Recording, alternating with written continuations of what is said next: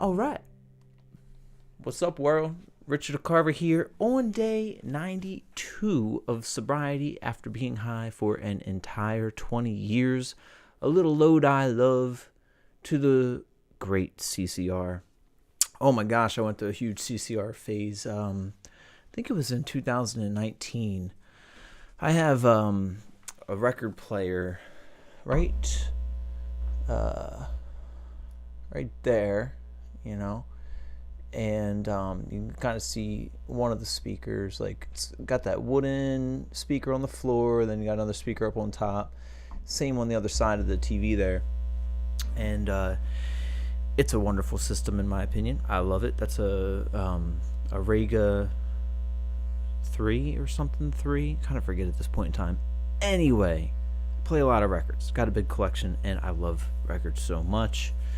I managed to get, I think, every CCR release and over time. And in 2019, I went through a huge phase with not just CCR, but also the band. And I think I just listened to them on constant rotation. A lot of the bands, like Brown album, I think it's just the band. I think that's the name of that album. And then I think it was like something Pink House or something like that.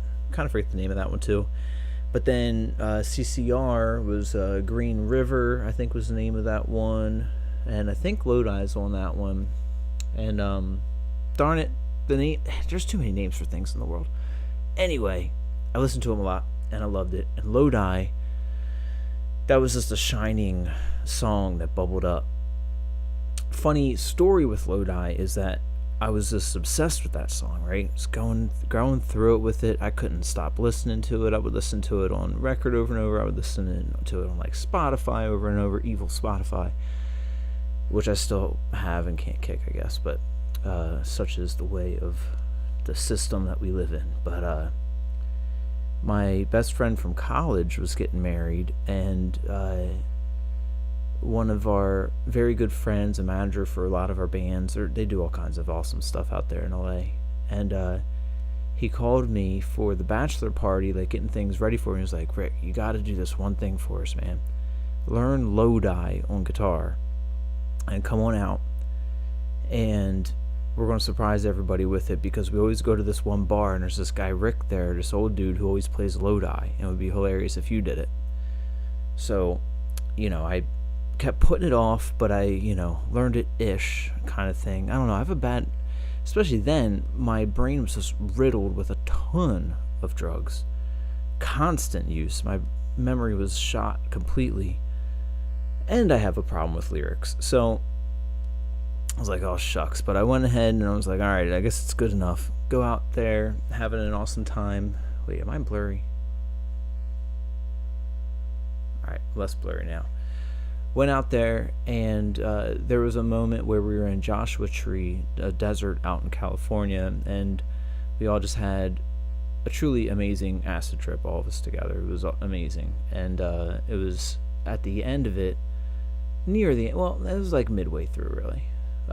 It was just nighttime at that point in time, really. And I remember passing all these people on the hammocks, and I was carrying my guitar, and my buddy was like, Rick, I think it's time. Oh, it was like such a terrible moment, because at that point in time, I could barely use my words, So I just mumbled something and walked away and didn't play it. So it's a regret in my life that drugs kept me from it, because it would have been a really fun memory. But instead, I'm telling you all now about how I failed with that. Oh well, I guess, but shucks, too.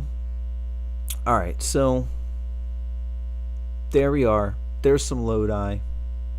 And what did I do today? Well, I had a really nice sleep. It was great. I want to sleep all the time because of how great sleep can be. It was really, really needed. And, I still, because I got to bed at like a reasonable time last night, I still woke up decent today. I think I got up at like, decent, 9:30.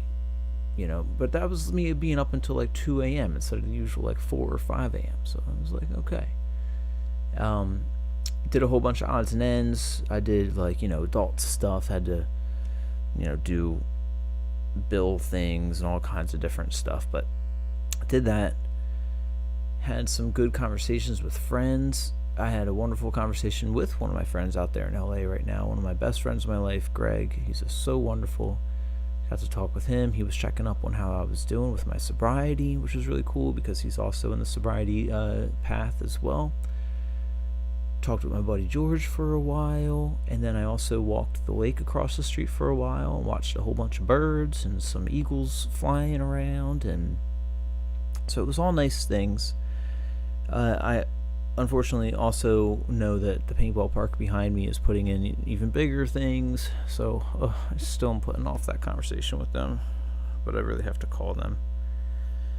And yeah, I did some video editing, uploaded another short, so that was nice to get that done. And now tomorrow I'll have lessons, and I'll keep on my exercising game, and I gotta get this belly off because belly got bigger for summer. I'm telling y'all, or no, for during the winter, but I gotta get it off by summer. I think like it's one of those comfort things that instead of just having, smoke in my lungs all the time and constantly smoking some type of oral fixation, I'm constantly munching now.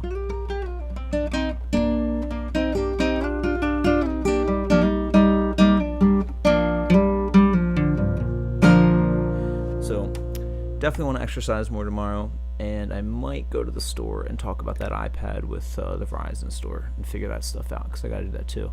I also realized that I'm overbooked for a Friday in May. I got double booked for both my gig with the It's All Good band and with my own band, Katie Dill Turbo 5000. Something's got to be done with that. I wish I could play them both. I don't know that the time is going to allow me to get from Philly to Wilmington in time. But gotta have that conversation with them. I hate overbooking or double booking myself, because I thought one was the 15th, one was the 16th of May, but they're both the 16th of May, so we gotta traverse that. Gotta have those hard conversations there. And then so tomorrow, packed day again. I'm looking forward to, after this, getting on the treadmill. I'll probably just keep it chill. I only want to walk a mile tonight. Not do anything too crazy, just kind of meander. And I want to sleep. I want to get into that dream world again. It was so nice to be able to sleep. If you guys don't know it, sleep is awesome, because I don't really know that. And I gotta embrace it more, or put more ritual around my bedtime and get into that. But I'll be honest, I have crazy traumas around sleep and shutting off that one eye kind of open thing. Right next to me here, I have a screen that has cameras. I have my whole house surrounded by a live camera feed. It's 8 different cameras. I've had, unfortunately, 2 different experiences with robberies where I hardcore type of experiences, and then other times where things have been stolen off of my property. So those home invasions, they just are terrible for the PTSD aspect of stuff, and it always makes me be really aware of my property. But that also is a price that I pay for the things that I was into while I was smoking so much and so into drugs, so I gotta put some alarms, or maybe get a dog or something like that. And I always sleep well when I'm in a hotel or far away from this place. So maybe I just have to go somewhere and make sure I'm not listed on the directory and live in the woods. Now maybe you'll be able to sleep better.